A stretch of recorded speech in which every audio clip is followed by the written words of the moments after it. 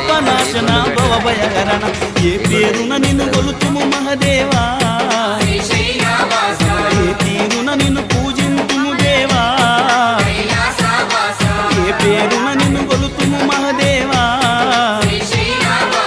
ఏ తీరున నిన్ను పూజింతుము దేవా శ్రీశైలవాస శ్రీ మల్లినాథ నీ దర్శన భాగ్యం ఈవయ్యా మా జ్యోతిర్లింగా ఈ జన్మకు మోక్షం ఈవయ్యా ఓం జై జగదీశ